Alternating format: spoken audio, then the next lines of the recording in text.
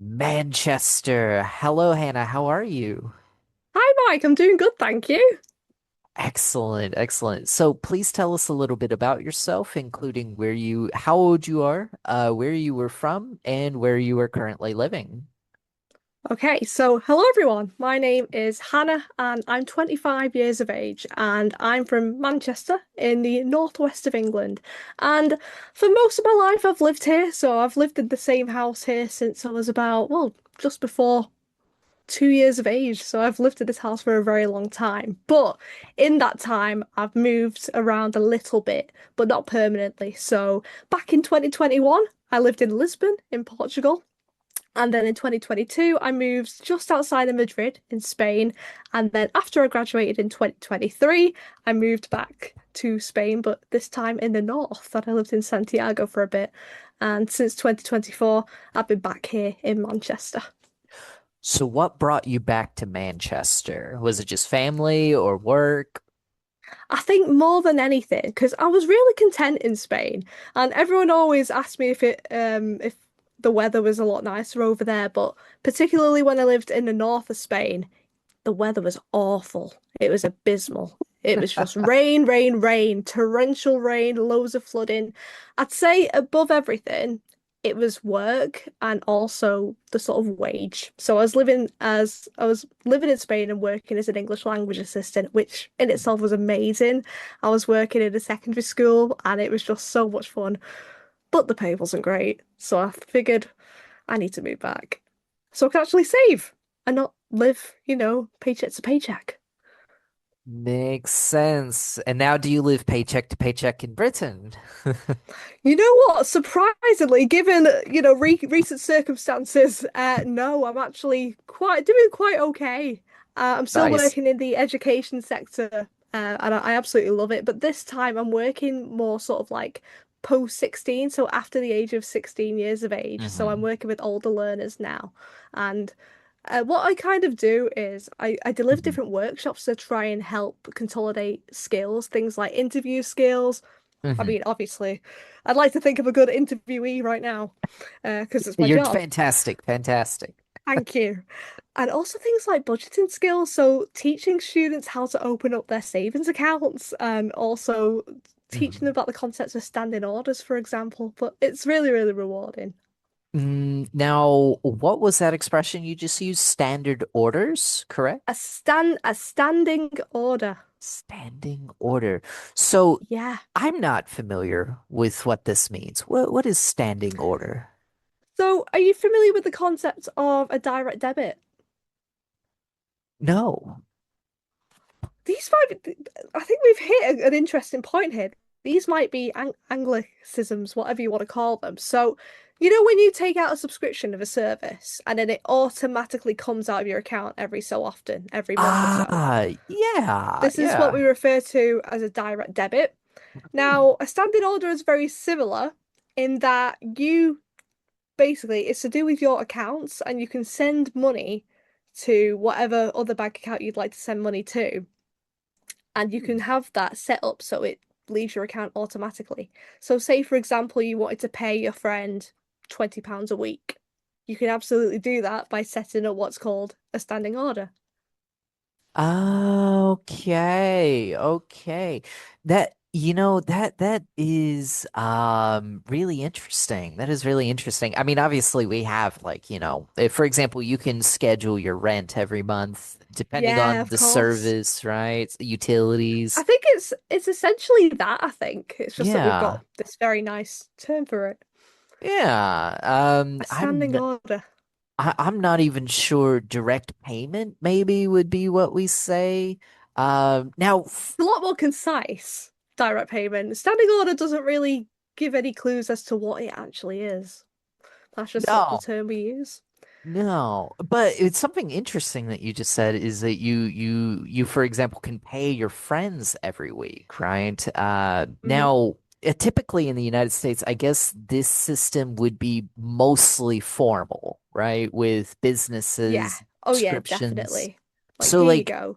would you what so when would you use this in a more informal way, like with friends, So etc.?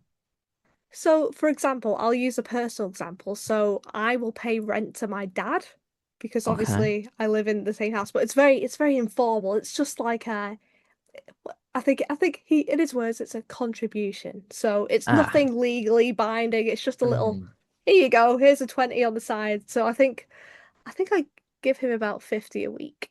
But I've set up the standing order so that I don't have to think about it. And then that just leaves my account every so Hmm. often. So that's what a standing order is. That is really convenient, and I cannot think of a situation in the United States where we would do the exact same thing. So that is very unique, from my perspective, at least. Hmm. Okay. Excellent. Excellent. Um, So you teach these workshops, right? You teach Hmm. interview skills, bookkeeping, right? Which I'm presuming is kind of it's basically the equivalent to accounting skills, right? Or um So it's like sort of just making sure that you're. So in the UK at the minute, we have a cost of living crisis, and I think it's quite well known across the world. So hmm, a lot of students are sort of feeling the pinch, and it's for this mhm. reason that we've kind of established these workshops. So are you spending too much on this one thing? Is there something that you could perhaps cut back on?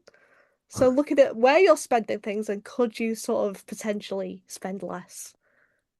Makes sense. Makes sense.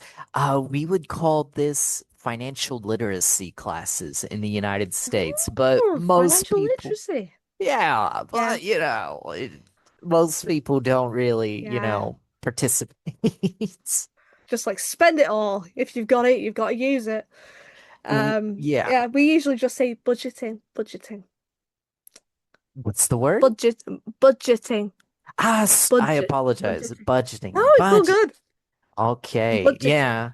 I hope that students, can generally see the accent differences that we Oh have. yeah, it's so strong and it's an accent you don't usually come across. I think what's interesting about my accent is that I don't think it's a standard Mancunian accent. Also, I'll get onto this. So there's a distinct sort of like divide between North Manchester and South Manchester, and there's Hmm. this sort of concept called the North Force divide. So Ah. I'm from South Manchester. Mhm. Um, and we pronounce things perhaps a little bit differently. So I think this is best represented by words like war, like the World War, or four, as in the number four. So I'm from South Manchester, and I say Mhm. war, I say four. Up in the north of Manchester, they'd say something a bit more like wah, far, far, Makes wah. sense. Oh my gosh. So for students, this would be a non-rhotic accent, right? Dropping the Yeah, R. yeah. And then Yes. she has explained from the North Manchester, they have vowel elongation as well on top of that. So that There's definitely also yeah, there's a lot of elision as well. Is that the correct term?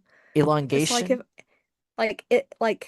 elision, so I will drop sounds when I'm talking really fast to someone. So or Mm-hmm. it doesn't work, I'd say, oh, it don't work. It don't work, does it? Or doesn't it would become done it. Makes sense. Makes sense. Um, I have no idea what it's called. I have a I abbreviation, think syllable it's elision. Let's have swallowing. a look. Yeah, we have the Elision internet. seems we do have the internet. Aha. Uh yes. So elision is the fact of not pronouncing a particular sound in a word. Like Sense. yeah, it doesn't work. If I'm talking to someone local, I'll be like, Mhm. oh, it don't work. Don't work. Makes sense. That is absolutely lovely. Okay. Okay. So anyway, back to the financial literacy, right? Actually, you know what? Yes. Let's talk about the financial living crisis, right? Of course, everybody in the world right now is experiencing some sort of crisis with The pinch. financially. Feeling the pinch. How does this affect England specifically, and how do you feel this personally? So I will tell you one thing. I found this, like I felt this immensely when I moved back in 2024, because I was living in Spain. Everything feels a lot cheaper over there, and I think for that reason I wasn't getting paid that much because it was Mhm. relative to, the cost of living over there. And then I moved back here, and typically the north of England isn't that expensive compared to places like London, Mhm. where, London is super expensive to live, and for that reason, wages are also higher there. But when I moved back to Manchester in 2024, I was like, everything has gone up. Everything has increased so much. Like, Mhm. it's crazy. I'm trying to look back and think about how cheap things were the past 3, 4 years. Everything's, skyrocketed. I like that term. Um, It's a good term. so yeah, it's everything's quite expensive now. But that being said, the North is still a relatively cheap place to live. And in these workshops that I deliver, we've identified the cheapest places to live in the UK as a student. Uh-huh. And I think it's Yorkshire and Hmm. also I think it's the West Midlands or the East Midlands. I think it's the West Midlands. Makes sense. Makes sense. Okay. Okay. And how do students respond to these workshops in general, right? I guess in the United States we don't really have that very much. I mean, we have assemblies, right? And but like Yeah, generally nobody is paying attention. Everybody's, nobody really cares about the assemblies that much unless it has to do with cheerleaders or something, right? Yeah. something engaging, right? I think what's really good is that we incorporate loads of like little activities to make sure that they're actually awake and listening. Because I think Mhm. if you're to lecture them for a full hour, they're just gonna switch off. They're gonna be like, "Oh, I'm Mhm. tuning out." But what we do is we have lots of little activities that we do. My favorite one that we have, oh, we've got a few. I like the hidden costs activity. So this is one of the activities we do in the budgeting class. And we have Mhm. lots of different scenarios. So for example, one is buying a car, for example. And Mhm. let's say the cost of the car is, I'm trying to think of a figure at the top of my head. We'll say 8,000. Kind of just like a normal random car, 8,000. But Mhm. then, so that's the cost that we are expecting, but then we have to think about the hidden costs. What else Mhm. are we gonna have to pay for that car? So then we get them thinking, hmm, well, first you need a license. Before you Mhm. have your license, you need lessons, which are very expensive. I think on average they're £35 per hour now, but they used to be Wow. a lot cheaper. Yeah, that's on Mhm. average. I've seen Hmm. some for less, I've seen some for more. Also things like we pay road tax, we have to get our MOT every year. What else? What is And it? like petrol. An MOT, so it's basically a check on your car to make sure that it's basically safe to drive. Ah, But that needs to be yeah. done every year. Also, insurance. Insurance is a massive one that people overlook. Mm. Very expensive one as well. Especially if you're a young driver or a Mhm. new driver. Whew! But then Makes gradually, as you become more experienced in your driving, that price goes down and less and less and less. Yeah, hopefully, right? Depending. Hopefully, anyway, we'll see. Y- We'll see what happens. Also, our Prime Minister resigned a mere few hours ago. So, Again? yes. I Also, the last time when Boris Johnson resigned, I was in Rio and I woke up to that and that was absurd. And now, yeah, our Prime Minister resigned literally hours ago. Yeah. Oh, why? So it feels to me there was a prime minister like what last year or 2 years ago who was there for Oh like yeah, 24 hours and then just we've had Liz Truss, who was beaten by a lettuce. I don't know if you have you seen the lettuce? That sounds very odd. So there was a live stream and there was this live lettuce. Who's going to survive? Who's going to survive? Um, Basically the reign of Liz Truss or the lettuce, and the lettuce won. She resigned yes, it's before the lettuce true. died. It's Yeah, that was a great time. in British history. I remember being at university and having it on my phone whilst I was doing translation. Oh, I was like that to my lecturer. Look, the lettuce one. oh Good my God, times. that's absolutely, yeah, I forgot all about that. Why? Yeah. Why does this happen in British politics? I feel like, it's an extreme sport at this point. I think we're just doomed, to be honest with you, Mike. I think this country is just it's an enigma. It's a very interesting case, this country. I mean, I like living here.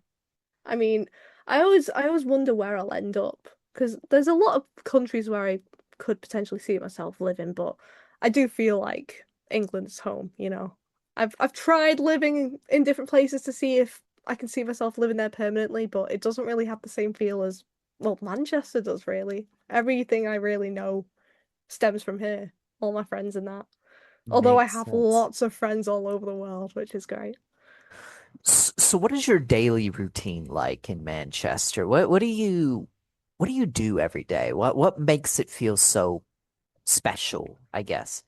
So weirdly, the first thing that comes to mind is the Manchester Metrolink. So this is quite a common type of transport that I use to Mhm. get to work. I go to lots of different places for work, but when I'm working in the city centre, I have to get a lovely yellow tram. So it's like the metro, but Hmm. it's in a very sort of like trademark yellow, if you will. And it's a part of something called the B network. So all of our buses and all of our sort of like trams are Hmm. basically like run within Manchester. So we have our own network in Manchester called the B network. And the bee is basically the symbol of Manchester because it symbolizes the worker bee and it's a nod to the Industrial Revolution So it's because literally a Manchester was, bee. yeah, Oh, it's a bee. okay. I Yeah, was thinking it was the yeah. letter for the longest time. No, like a little animal, insect even. Yeah. Yeah, because Manchester was quite a powerhouse during the Industrial Revolution, so Hmm. that's sort of like a direct reference to that. If you Oh. go inside the town hall in Manchester, which I think is open up now. They were working on it since 2019 and it was due to reopen in 2024, but it took a little bit longer than that because of COVID. Hmm. If you go inside the town hall, on the floor you'll see lots of little bees, and on every single like bin, like dustbin around Just town, you've got little bees everywhere. Hmm. just bees all over Bees Manchester then. all It's over the place. Yeah, it's a little emblem. I would never have thought about that, but that The is more like you know. basically a mascot, right? Yeah. Oh, literally, like bees are just everywhere.